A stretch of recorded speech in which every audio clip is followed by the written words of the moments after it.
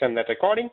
Let's get started. So first and foremost, let's get started with a question. So what does machine learning come to you? What do you, when the words machine learning are heard, what comes to your mind?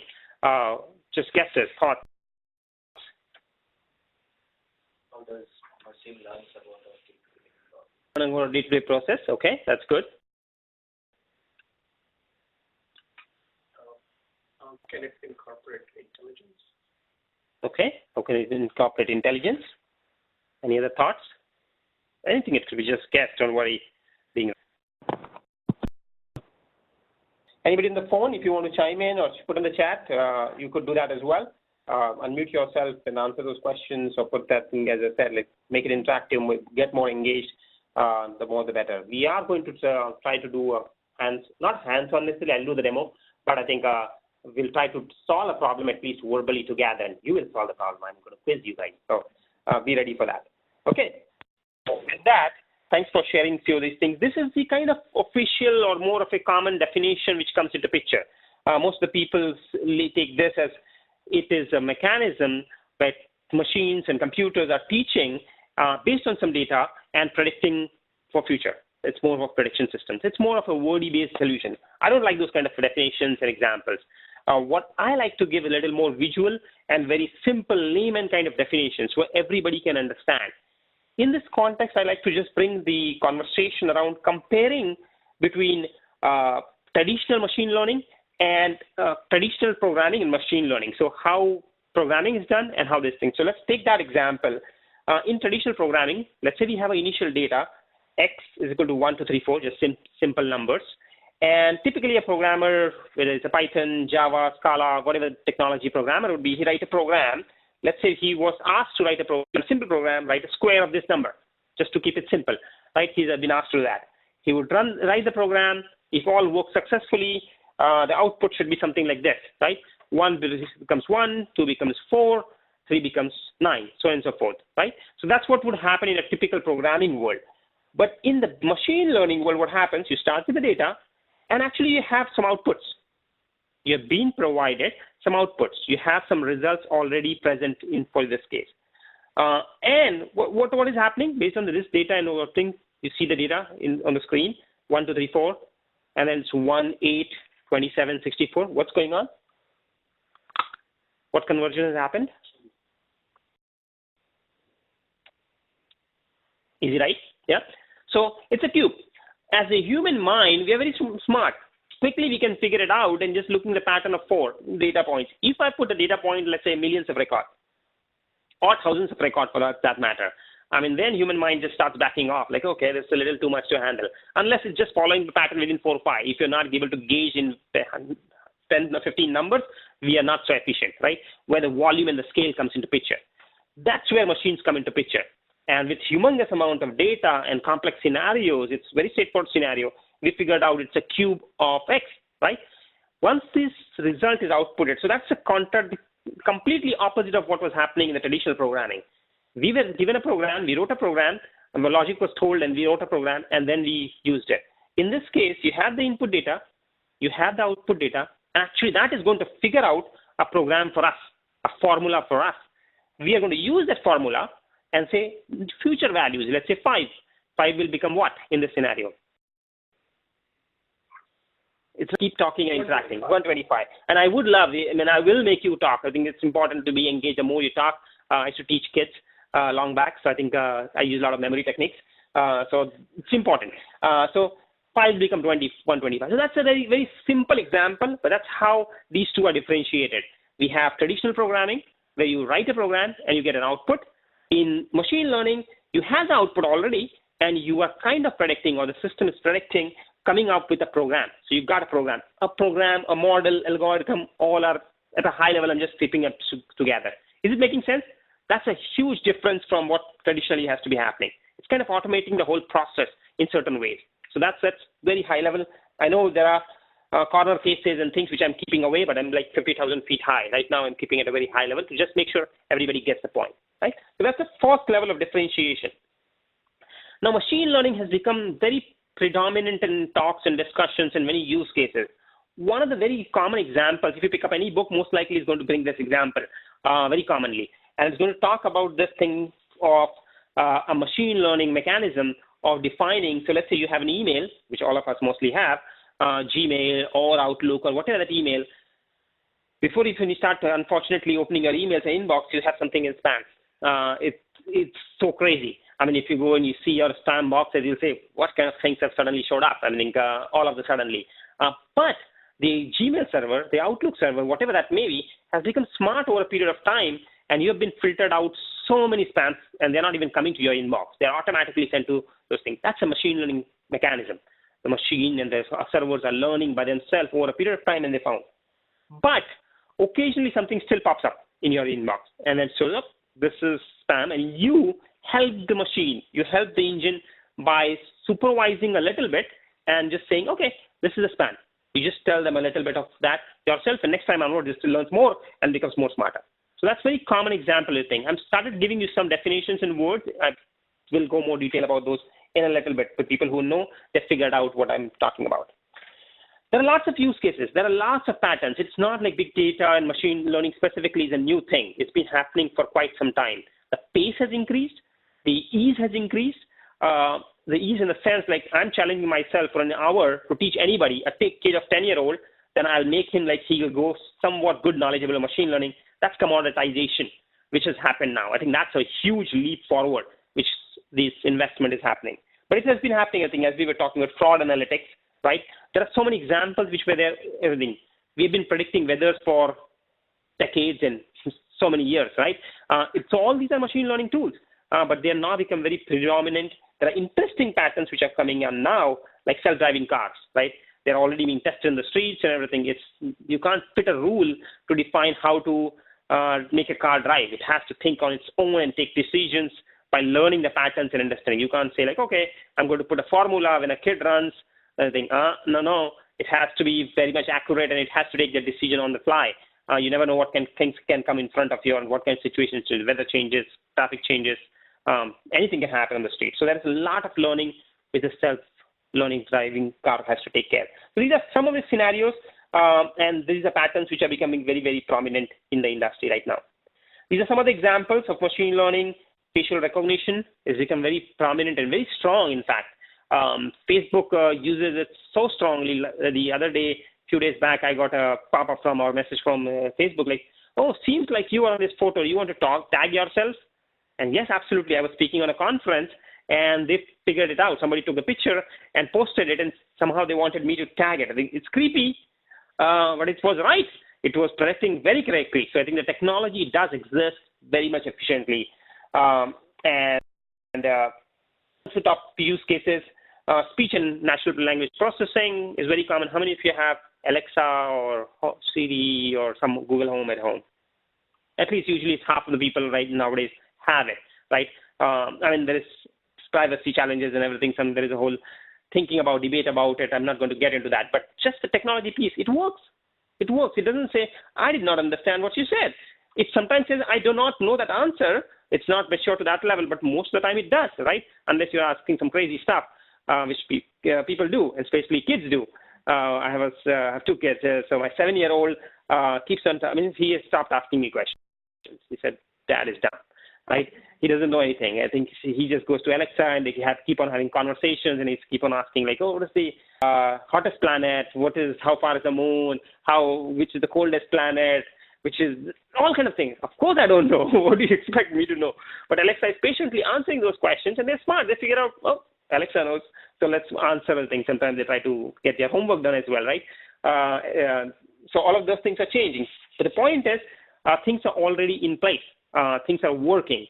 Many people come to this conversation on meetups or groups I meet, and they say, this thing was being talked in 1990s or 1980s and suddenly it disappeared.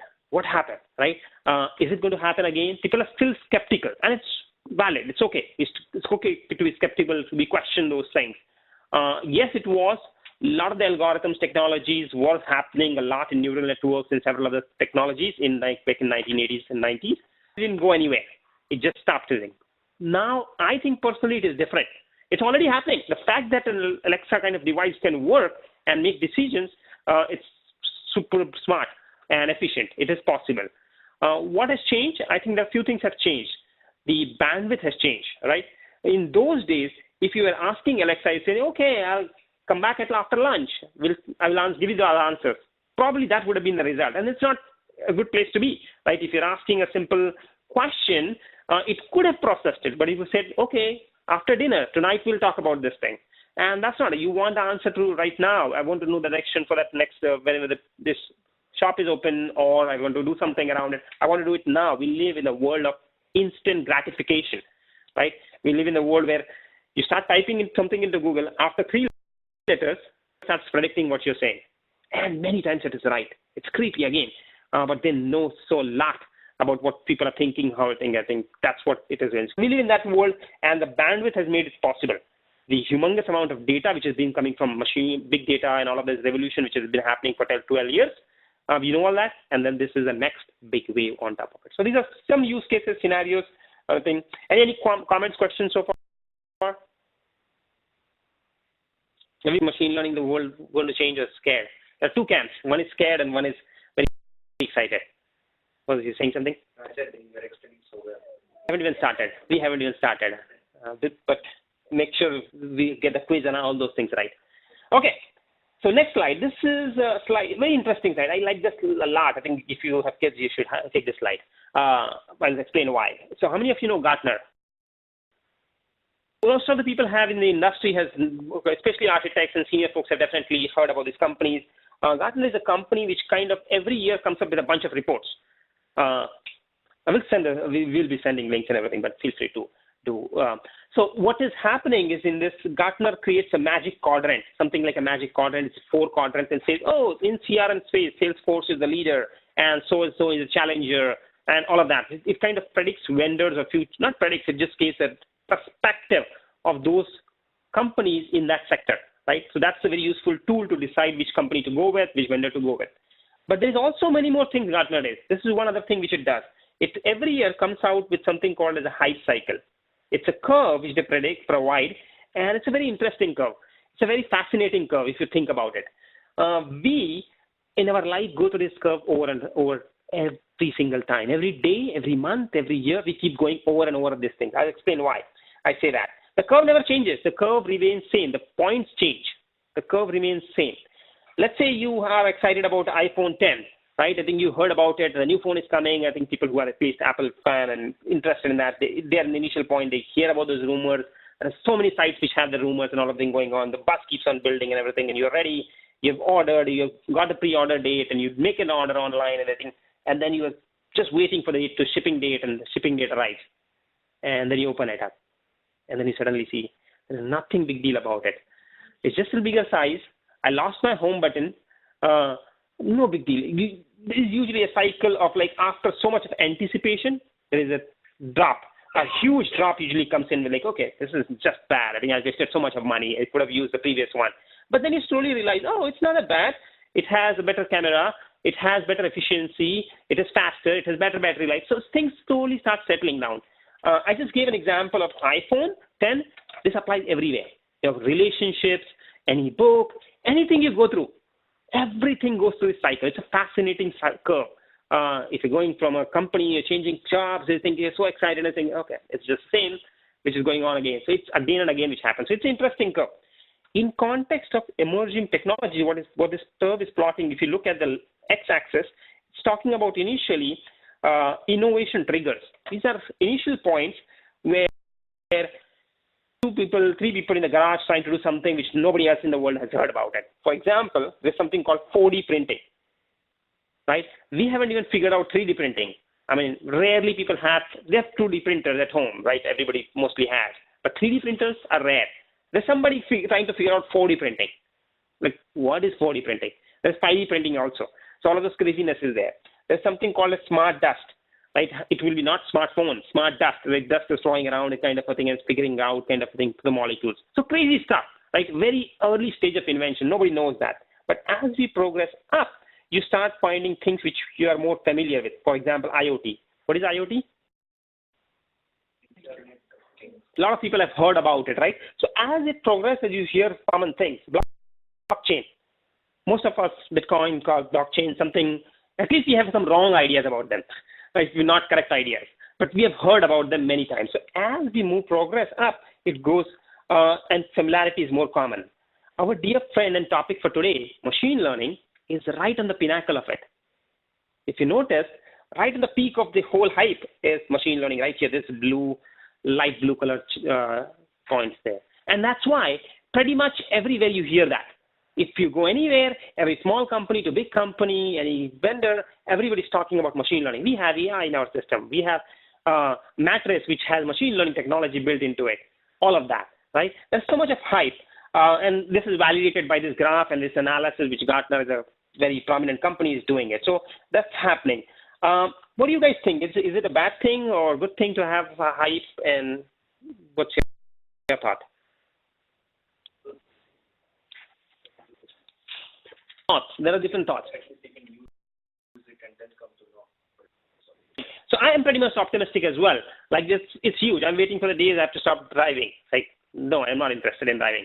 I believe in years, like decades come down, our kids will say, you are driving? That's so much unsafe. Crazy. Were you crazy to drive on the street? Just yourself steering it? It's just so wrong. Phenomenally wrong. It will happen, right? We are in this generation that will hear all this messy stuff. You were writing? Why did you used to write with pens? That just doesn't make sense. You were typing? Why didn't you talk and just interact, right? These things are going to come. So I have a lot of optimism. There is a little bit of challenges in the darker sides of it, as well as like, I'm not worried about the sci-fi and machines taking and everything. And there is all this. Hollywood is more worried about that but they're enthusiastic about it because they want to make the next movie on it. That worry to me is like in talking in this way about Mars being overpopulated. Think about the statement, Mars being, if we are worried today to be Mars being overpopulated, nobody has even landed. So we are worrying about that getting populated. That's the difference. I think we don't need to worry about first land there. Think about overpopulation over there later. I think that's where the stage where this is here. We're not to be worried about machines taking over the world and Skynet and all of that craziness happening. But I think the change, there is some dark side, which I also personally believe, the change of pace has increased dramatically. There's a dark side to that. Will everybody in the industry be able to adapt to it? Everybody says that there will be new jobs and this job will go away, that will happen. I think the pace is too fast this time. I'm afraid that a set of people will be left behind. A lot of set of people will be left behind. What is the number one job in California? Anybody? What is the most common job?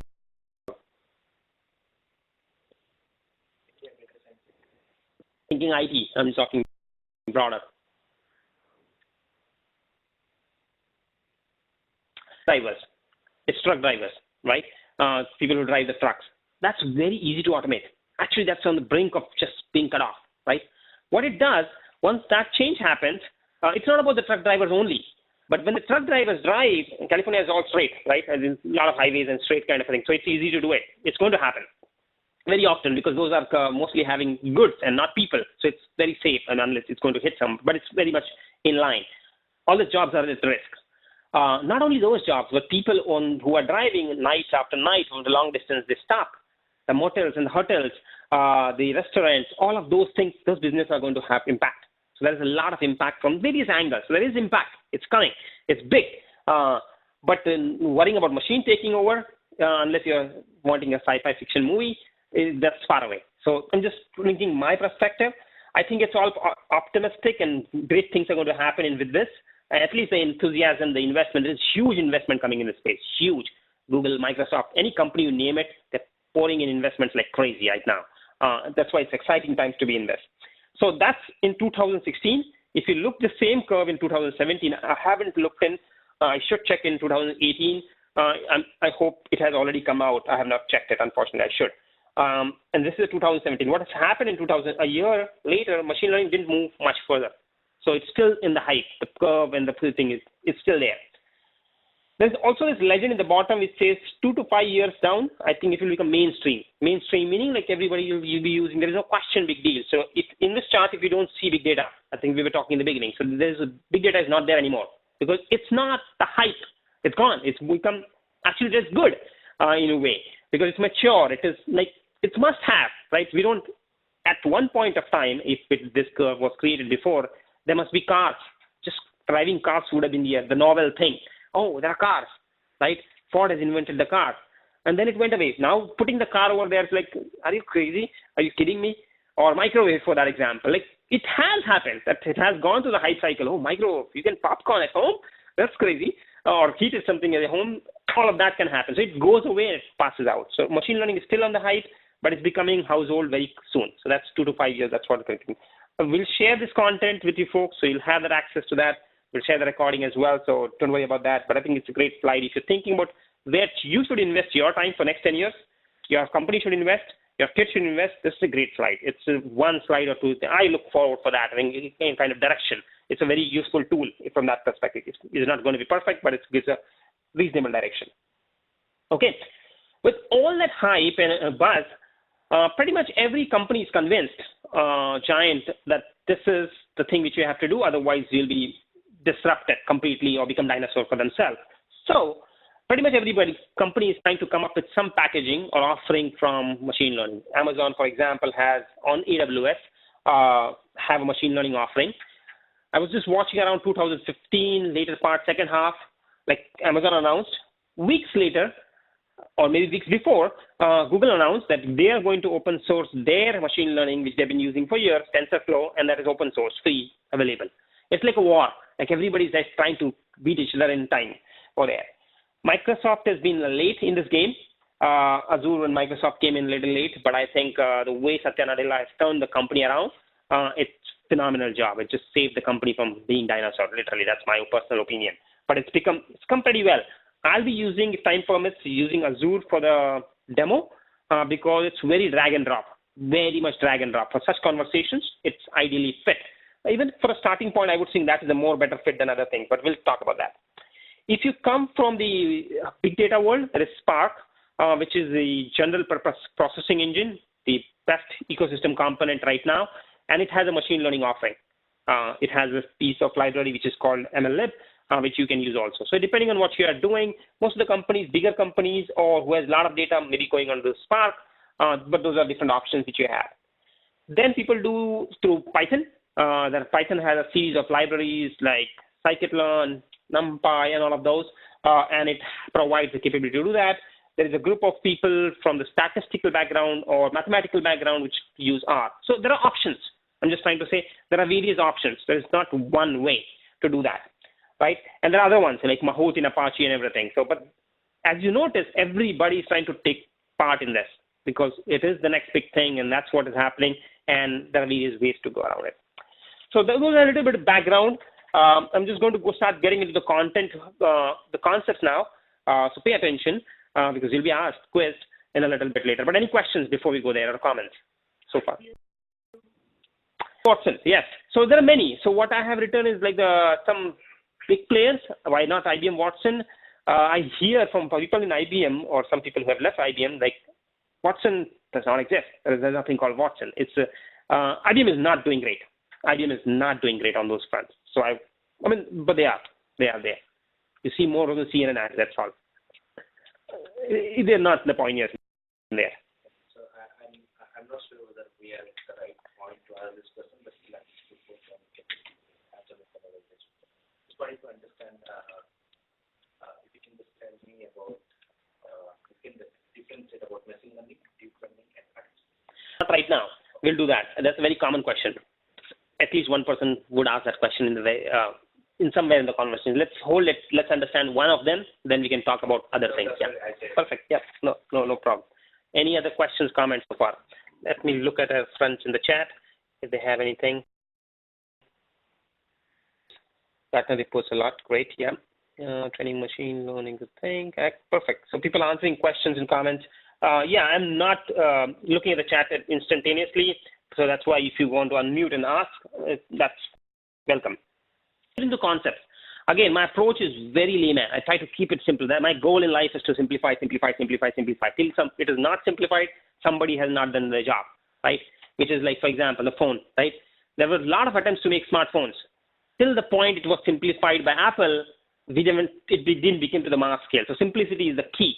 And I try to approach that, take it religiously. So with that in mind, let's try to understand these two terms.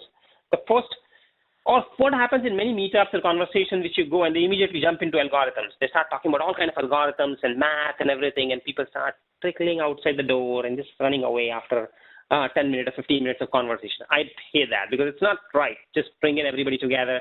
So there will be not much of math, but you'll be able to solve problems. How about that? So that's what approach I'm going to take. So I'm going to go step by step, but not go into too much of crazy stuff or confuse people for that matter. So there is this common concept of supervised learning and unsupervised learning. There are two kinds of learning. So let's try to understand what they are. How do we differentiate? To be able to understand that, I'm going to take an example. I have a basket of fruits, let's say a huge basket of fruit, which lots of different kind of fruits. It could be real or artificial or something like that. My goal for a machine learning problem is to find and segregate them. Let's say put all the apples together, put all the bananas together, all the grapes together, and so on and so forth. We want to segregate these things. That's a simple goal, right? Anybody can understand.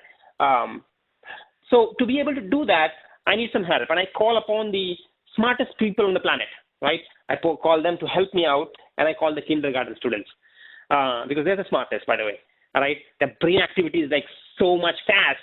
If human beings can continue that pace, we'll be better than computer by age of 30, honestly. But we stop somehow. We become dumb after some age.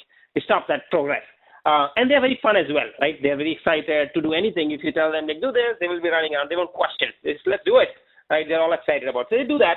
And very soon, within few minutes or hours or whatever the time it needs, depending on the size, they will be able to do this. They will segregate all the apples, bananas, everything. Manual. They don't go around saying, oh, this red color or this cherry color should match and this size should match. Even if the apple is red, green, big, small, doesn't matter. They're able to figure that out, right? Are they looking for a manual or some kind of a matching litmus test or something? No. How are they able to figure that out, right? How does it happen? How do they have a book or a script? No. They have machine learned themselves on their mind, right? There's no rules. Nobody has. If you were asked to write a rule book, how to find an apple, banana versus kind of thing, it will be a 1,000-paper book and still will be wrong.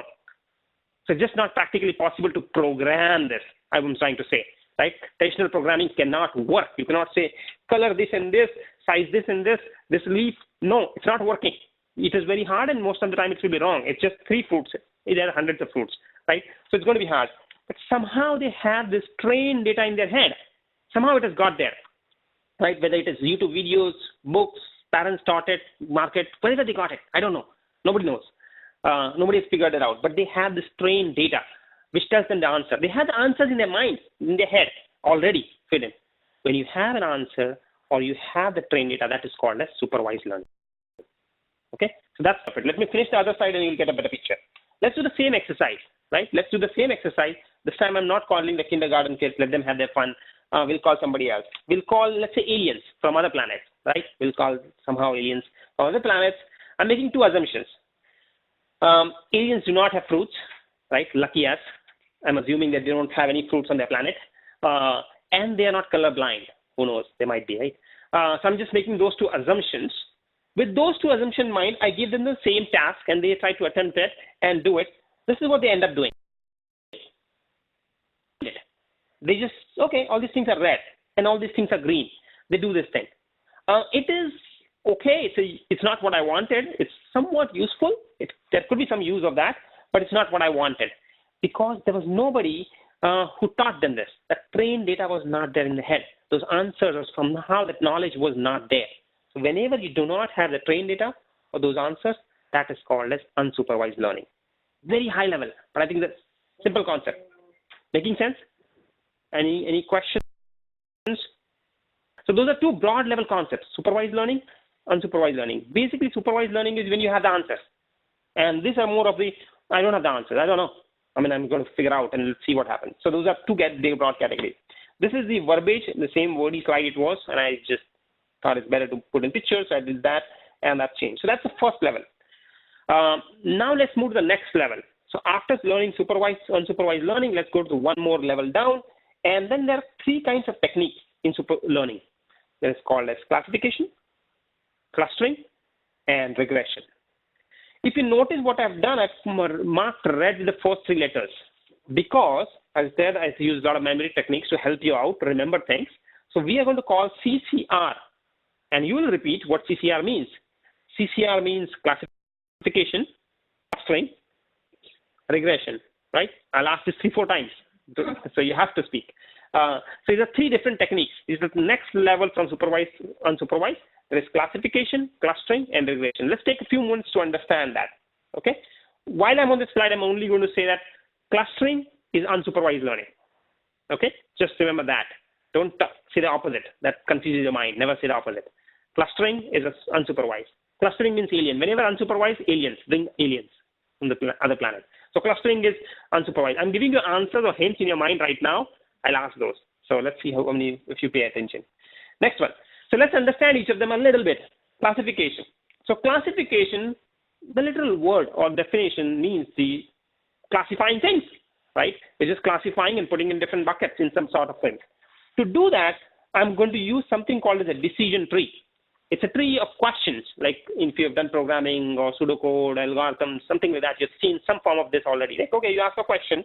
I want to predict the car's mileage category. And then you say, okay, the weight is high or low. Is it heavy?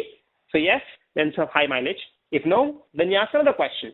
Horsepower is so-and-so. Then you say yes, high mileage, otherwise low mileage. So somehow you're asking a bunch of questions, and end of the day, you got some buckets, categories, or classifications done. Here it is only 2, high mileage, low mileage. It doesn't have to. It can be high, medium, low, very low, doesn't matter. It could be 2, 4, 5, 20, doesn't matter. Making sense? So those are important hints which I'm throwing out right now. So that's the classification techniques. You have a tree, and you have a bunch of questions, and you just segregate things into classified categories, right? That's what you're doing. That's in classification. The next thing which we talked about, clustering. Clustering means who do we bring? Aliens, right? Somebody's paying attention. So we have to bring aliens because it's unsupervised learning. What happens, we call the aliens again on the planet. They come on the earth and just roam around and see there are 2 kinds of things. One, there are things which are brown and they run away, right? And by just that mere observation, they found that, and those are animals. Depending on which kind of animal is there, it's going to run towards you or away from you. If it's a lion, it's coming to eat you.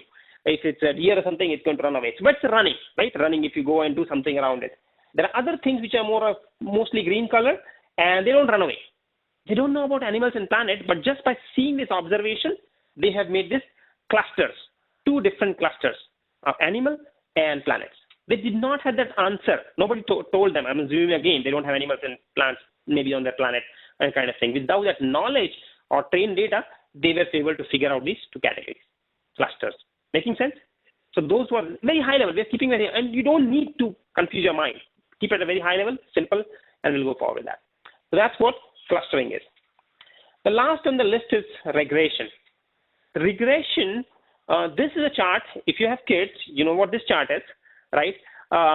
In the first 2 years of your life, kid's life, everybody's you go to the doctor pretty much initially every week, then month, and slowly it keeps on reducing. So it just keeps on changing. Probably you have it really soon. So you're knowing all that perfectly.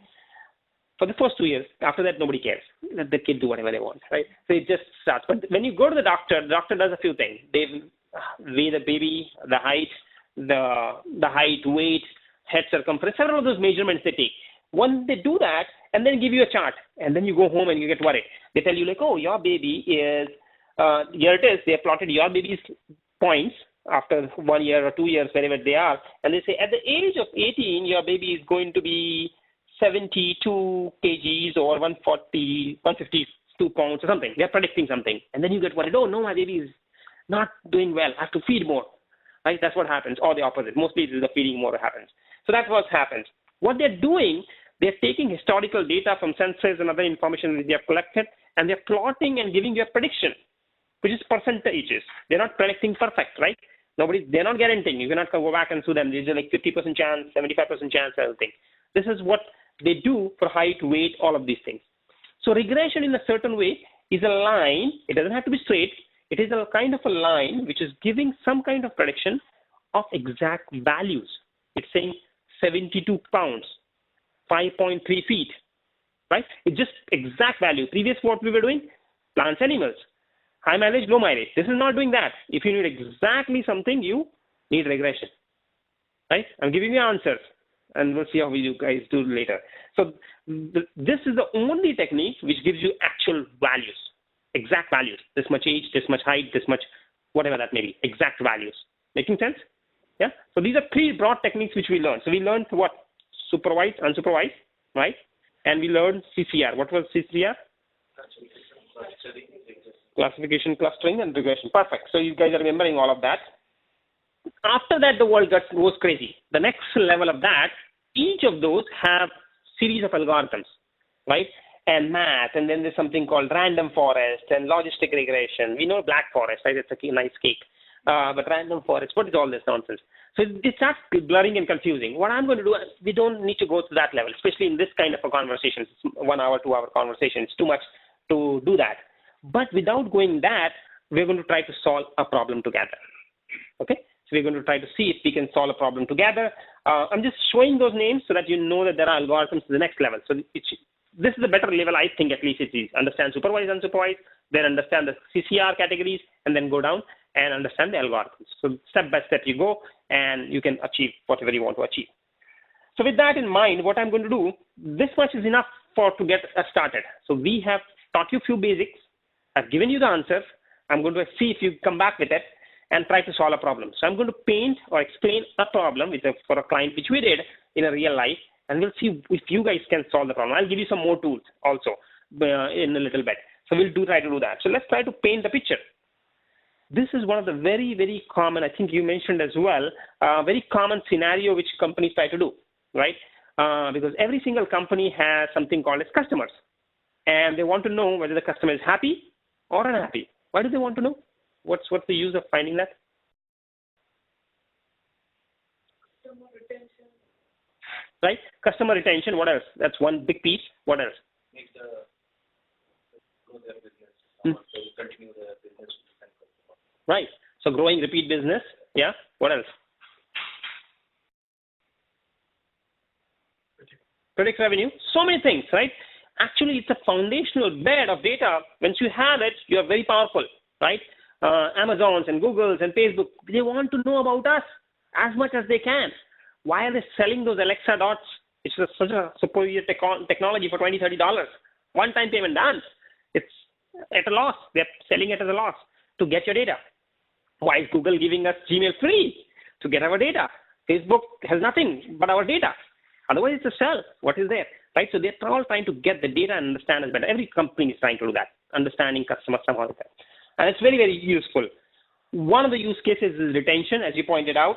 Customer retention, meaning like either the customer is going to leave, are you going to change the subscription, or going to move to some other service or the service? Because every business is worried about that because that happened. So this is a banking client which we worked with, and they were having a similar kind of use case and needs. I've done 3 similar kind of projects so far out of the 8 projects which I've done. So pretty much everybody is worried about customer and kind of retention, customer engagement, all of that. So that is the pattern. So this is our problem which we are going to try to solve.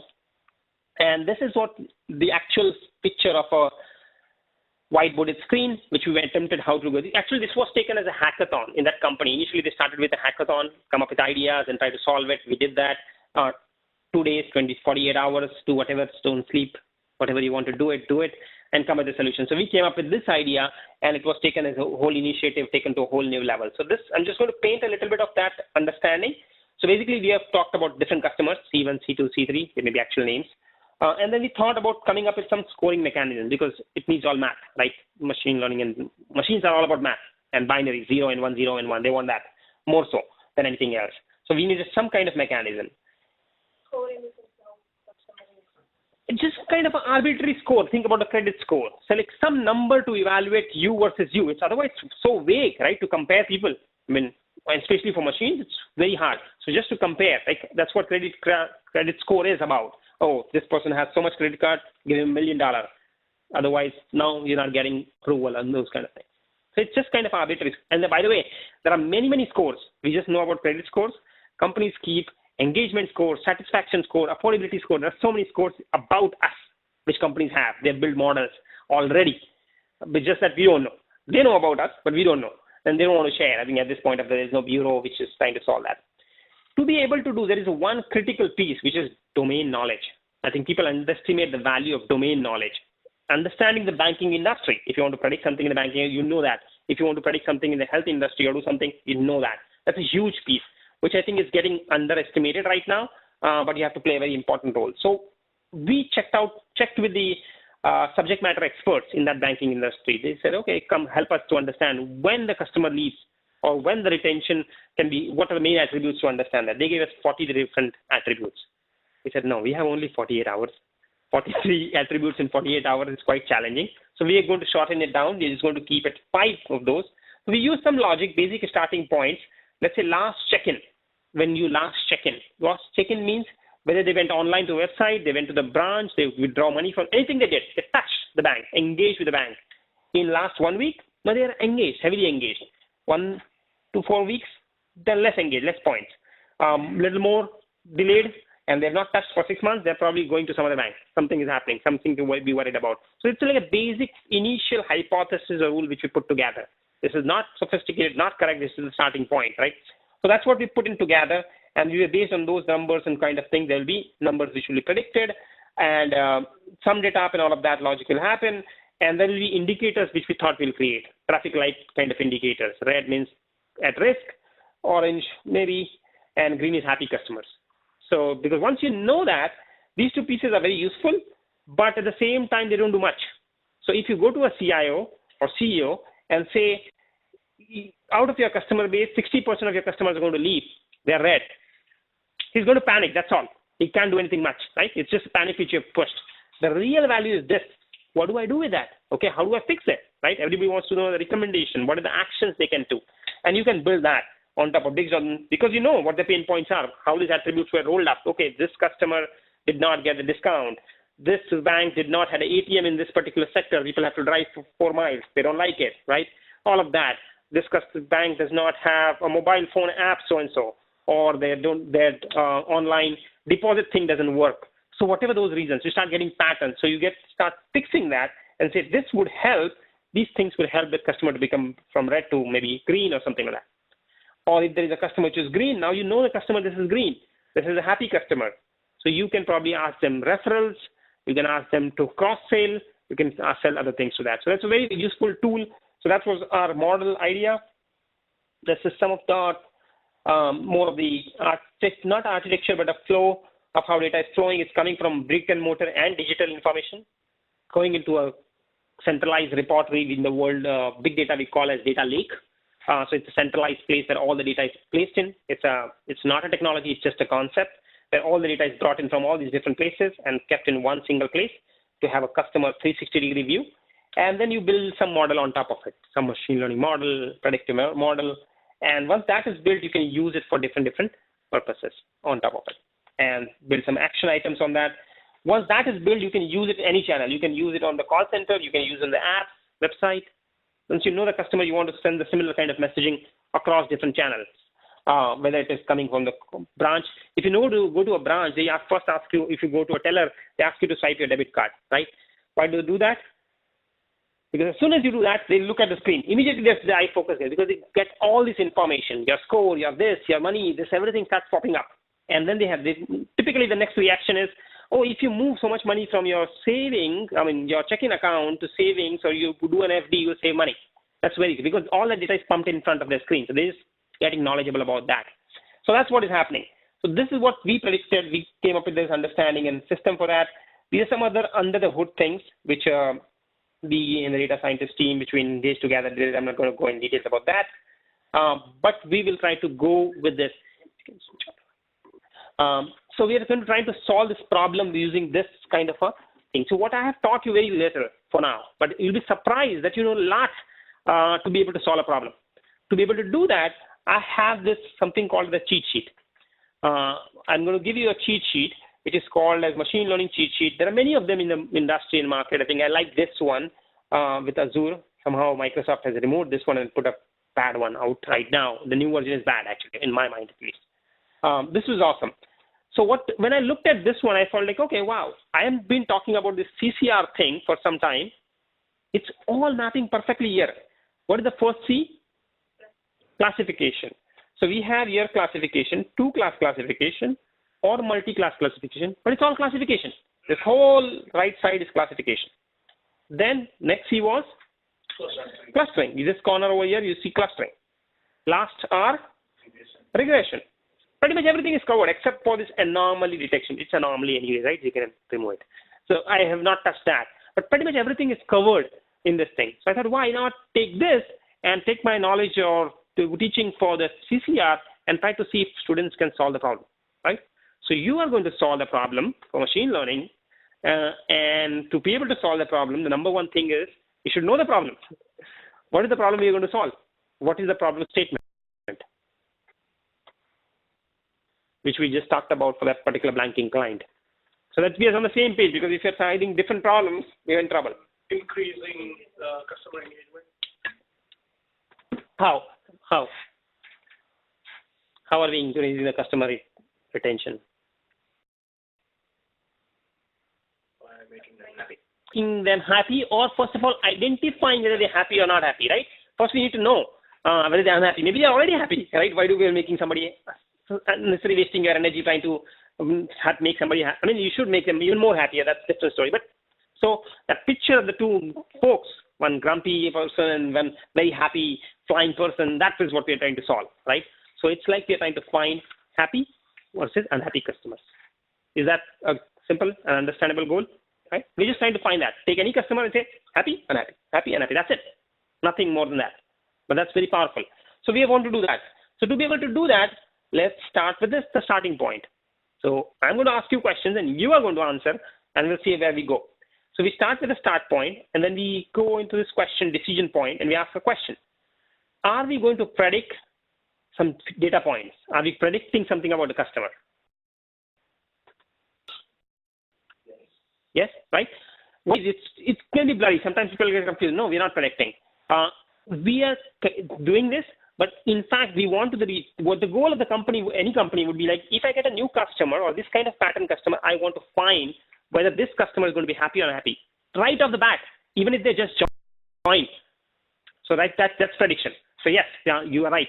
So that we are predicting. So we move on. That's yes, so we move down. So we are not dealing with clustering. That is out. We move forward. Now, what are you predicting? Are you predicting categories or your values? I couldn't understand. How come we are moving out of clustering? It's yes, we are predicting values. So that means yes, so we move forward. You start with a starting point, you answer a question, and yes, no, based on it, you go in the whole path. It's like a game.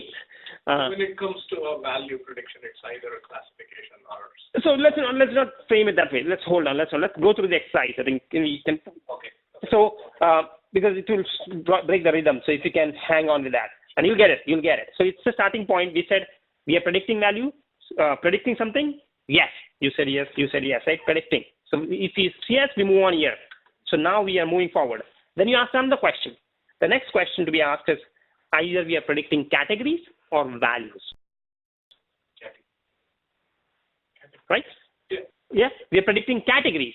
Right? So we are predicting categories. Okay, it's categories. So we move on. We go to this path and ask the next question. The next question is two or more. Yeah. Two, right? Happy, unhappy.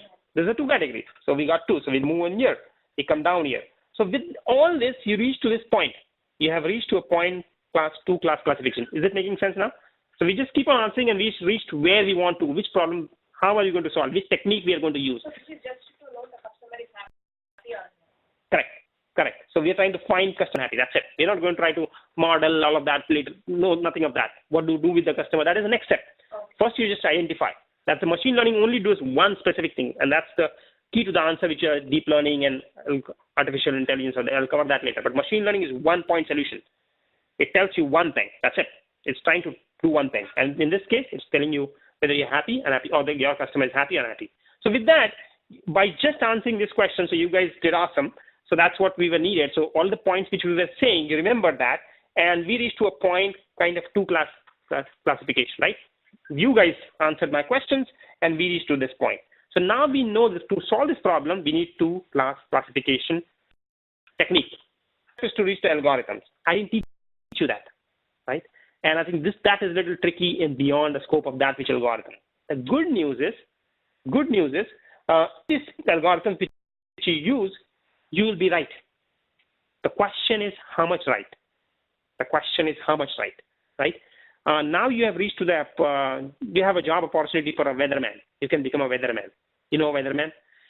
A weatherman predicts like tomorrow is it doesn't rain. He doesn't lose his job. Why? There were 20% chance. You have to pay the attention for that, right? He is not guaranteeing anything. There's a percentage which is being predicted. Prediction is about you're predicting, you're guessing, basically. So that's where you reach. The job is further refined, whether further and further and further tuning is there from 20% to better percentages of character aspects which you have to reach. But you can reach to that with just this basic knowledge of CCR, supervised learning, unsupervised, and this cheat sheet gives you enough mindset to really navigate to starting point. It's a good starting point, I believe. It takes you in a very short period of time. There are many things which come into characteristic of defining. I'll just give you some pointers, but there's a lot to fathom there. One of the things is speed versus accuracy. Speed is inversely proportional to accuracy. The more fast you try to do something, the chances you'll be wrong, right? Make sense? It's a very simple concept. If I tell you like, okay, I'm going to give you a 3-digit by 4-digit multiplication, give you 10 seconds to do it. Even with calculator may be hard, but without calculator, let's say, right? So most of you are going to fail. If I tell you like, okay, take an hour, use your calculator, do it. How many of you are going to be right? Mostly all, right? Right? So it's very different. And in reality, in life, depending on case to case, you sometimes choose accuracy, sometimes choose speed. You do. I mean, depending on what your need is, right? If there is a life and death situation, you want accuracy. If you have time, sometimes you don't. If there's an accident in the street, something is happening, you want kind of a thing.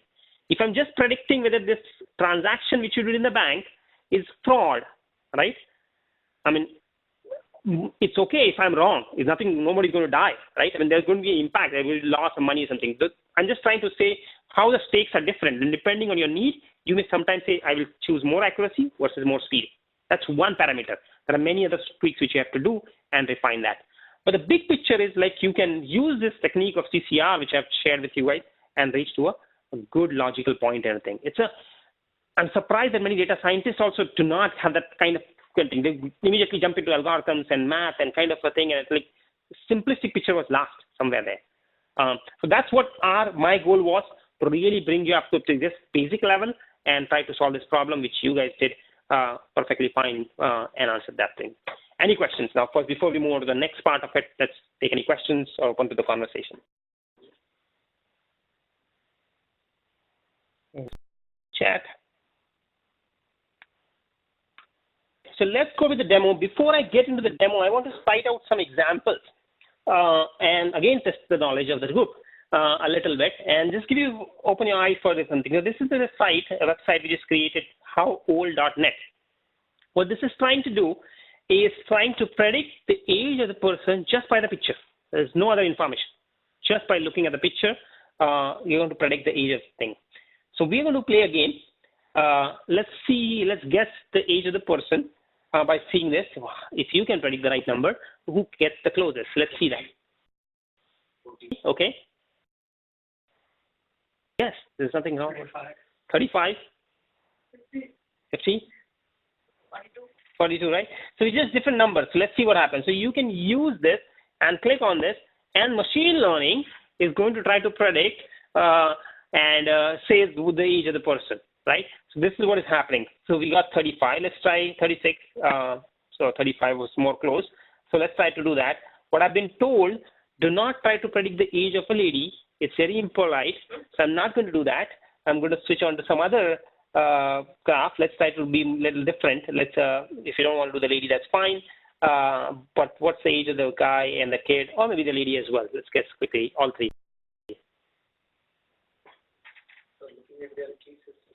Okay, he's using some more intelligence. Looking at the kid, their age looks 30, and what about the kid?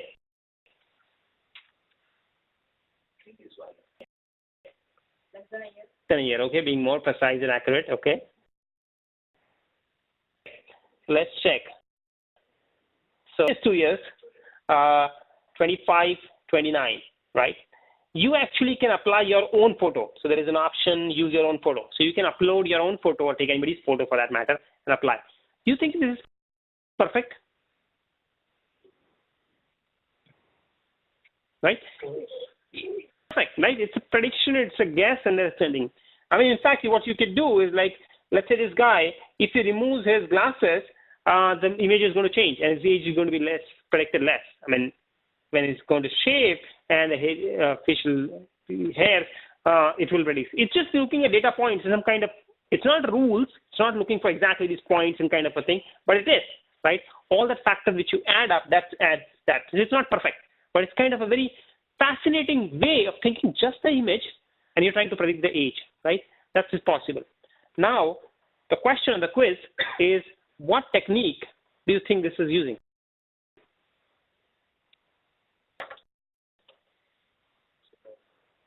But which machine learning technique? Of course, it's machine. No, Python? not Python. Regression. It's Oh, okay.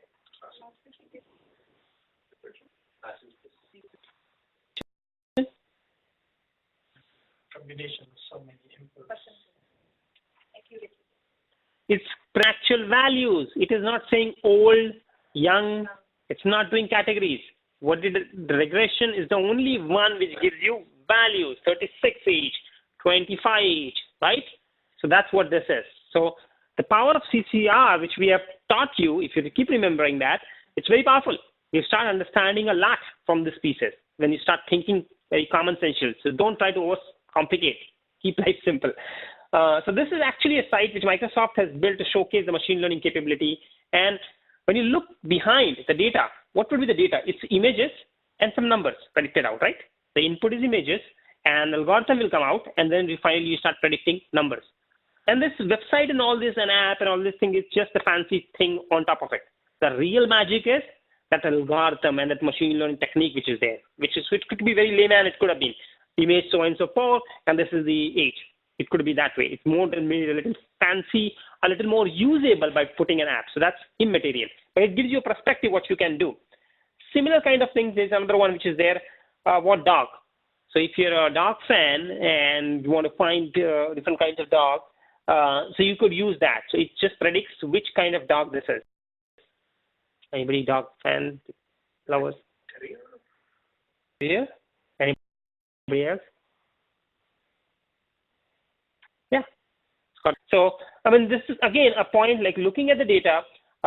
If somebody was told to write a formula or a program to find whether an image is a dog or a cat, it will be thousands and millions and billions of lines of code and not accurate, right? It's just not practical. Some problems you cannot solve in the traditional way, the way we have been taught of programming and everything. It's just not practical. It is not going to make sense, and it will be wrong even after doing all that effort. So such kind of fascinating things can be done using these things. I think the facial recognition of things is very hard, right? But human minds are very smart. I think we see people and we recognize. You don't ask everything like, okay, let's check the measurement of your face and this kind of color, and then you are Himanshu. No, we don't do those nonsense, right? We know it, so we have figured that out. So this machine learning, it's very hard for machine learning actually to do that. It needs a lot of data, but it can do it eventually, finally get it. So these are few examples which I quickly wanted to share before I go to the demo. So the demo, as I said, I think we are running out of a little time, but I'll try to be quick and try to catch up as much as I can. So machine learning, I'm going to use Azure because it's very drag and drop and easy. I have no preference as such. I use Spark a lot. I use other things myself. But in this kind of environment, I think this makes sense. So if you are in, this is a website they have called Azure ML Studio, which Microsoft provides. They have made it dirt cheap because they want to fight the big person in this space, who is what? Which company? Right? Because they're new in the game and they want to fight that thing. And I think the pricing wise, if I go into the pricing kind of a thing, it's very, very dirt cheap right now. To be able to use this machine learning thing, it's free and you can do a lot with this free one itself. Like there is a lot which you can do actually. But even the paid one is $10 per month per person, per seat. Basically, that's what you call. That's a lot cheaper. Quite a lot. I mean, if you think from the machine learning and the ability to do such kind of things, that is for a company, there's like nothing, right? Companies are used to paying thousands of dollars for simple software. A Tableau software costs around like $800 to $2,000 per person in a company. And think about this. And it's nothing. I'm just giving you a perspective. So purposely it's done. You do not even need Azure subscription. There is a cloud subscription which typically is asked, but for this one, it's not. So basically, they're trying to get you more interested to use it like any other company. So with that in mind, I have logged into my account.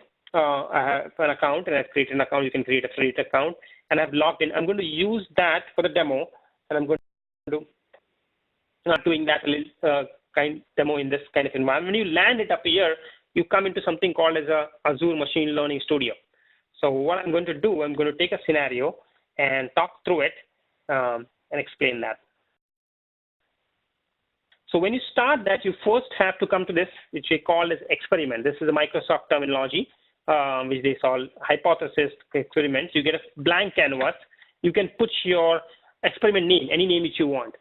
This particular problem which you're trying to solve is trying to predict whether a person's salary or income is 50K above or less. Annual income is 50K above or less, right? It's a very useful tool. I think this is a very real life kind of situation where it can be used. For example, I'm going to ask you a question. How many of you get at your home flyers for private jets?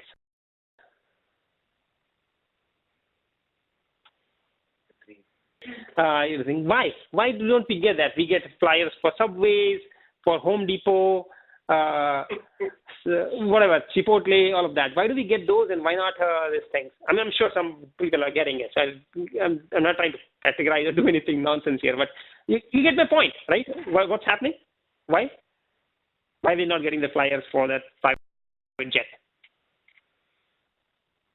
It's a big question there. We don't fall in that income level. Right. So there is an income category which somebody has found out somehow or the other, this location, this demographic, this, somehow not membership of this club and this flight club or whatever, that's the training. They have understood, but they have figured out, because nobody has unlimited marketing budget. They don't want to sell to everybody in the planet, right? It does not make sense. They can, right? But it's not feasible practically, economically wise, right? But doing that will make best reach, but does not make sense. So you have to find these kind of numbers. Now, by doing this, you may find, like, okay, I'm going to send the person this flyer or that flyer, this marketing or this marketing, this card versus that card. This is a very powerful use case, right? I'm just trying to highlight that. I'm trying to add humor to that, but you get the point. So this knowing 50K or not 50K is powerful. Or 5 million, maybe that is what the number would have been for that flyer for private jet, but you get the point. So what machine learning, specifically in Azure over here, is trying to do is, like, first you need to get your data, of course. So what you do is, like, in this case, we are going to get the data, and there is a tons of data which is provided as sample, or you can bring your own data. So it's as simple as clicking a box over there and just dropping down a sample set of 32,000 records of census information about a set of people. If you notice, here is already the income is predicted. It's already predicted over here. It's said, like, which kind of person has this or not. So what kind of, is it supervised or unsupervised based on just this column being there? Supervised. Right? Why is it supervised? You can segregate properly. You have answers, right? Remember the trained data the kids having in their mind or something. We have the answers already told to us for this set of data. So we have the data. Now, there is a new next thing which I have not taught you, and this is a good time to teach you. In a machine learning problem, what we do is we take our data and we split that data into two parts. Okay? We break our data into something called as a training set and a testing set.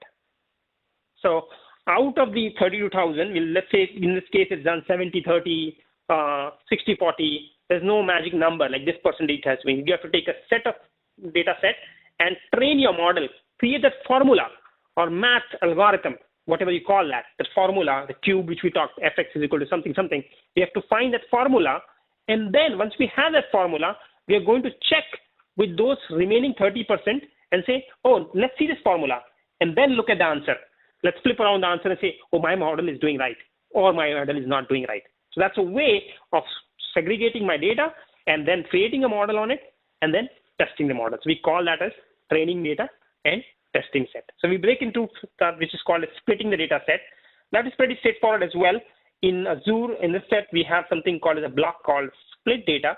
Everything is a block. You bring that block, connect it like this, drag and drop, and literally say 0.7, which means 70%. And there is some random seed which we are giving for randomization.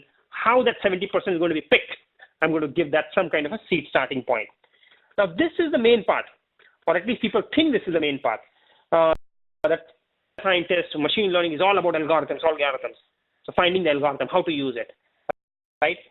The first part of the whole exercise, or portfolio which we did, is only about how to get to that point, at least to some way, to CCR, through cheat sheet, however. Our goal was to reach to the kind of algorithm.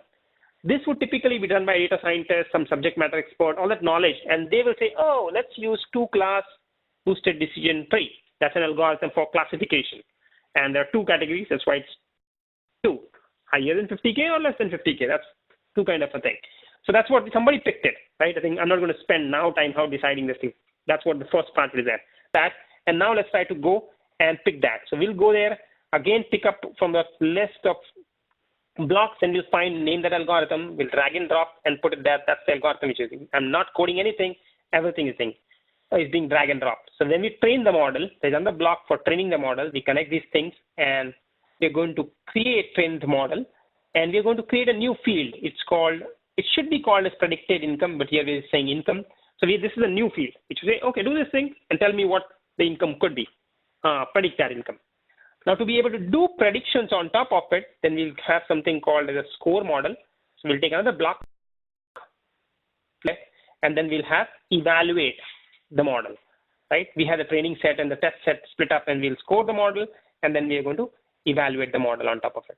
Finally, once all these pieces are ready, we are ready to run the experiment. So it's as simple as going to the end model. There's a button called run. It will run through this, and if you notice, it will go through different stages. It has been queued. The small set should not take much time. Then it will start running for a few seconds, and then eventually it will finish and give us the results. Then we can check the result by just right-clicking and checking it. The new field has been created, scored labels and scored probability, right? Because it's trying to say, is this right? I am giving this much for this my prediction, what I'm saying. And a little more deeper, and I think I'm not going to go much deeper in this point, but there is all these metrics which help us identify whether our model is good or not. And there are these terms called true positive, true negative, which is basically you're saying, I say this person is above 50K and he is, which is true positive. And true negative is like, I say this person is not in this category and he's not in that category, or she's not there. So you are always trying to make your true positives and true negatives higher. So these ones. And that's obviously, each one I don't need to explain. They are opposite of that, false positive and false negative. But it could be a confusing thing to understand, and that's why we call this as, there is a matrix called confusion matrix. Confusion matrix, when we draw this diagram. I'm not going to go in those details, obviously, in this context. But those are, finally, you are trying to do all these things and trying to understand your accuracy, precision, basically all these numbers, how good your model is going to get better and better, right? There are so many pieces and everything, and this is where it gets blurred. I think it takes a little more, saying more is going to confuse more. Basically, this is then you fine tune, you go back to looking at whether I should take a different set of data, all these different algorithms. I'll keep on playing it to improve my accuracy from 86% to something more. I want to better. Maybe 86 is good enough. Maybe we don't have that. So this is a simple exercise what we did. I literally dragged and dropped. I didn't do anything piece of coding, but you can get started with Azure and machine learning using that. There are tons of tutorials and things which Microsoft has put together, and these are all the tutorials which you can play around and use it. You can bring your own data. I just used the sample data, but all of that is possible. So that's in short what we wanted to do in terms of sessions, bring the knowledge base on the machine learning perspective, on teaching of the concepts, and take a simple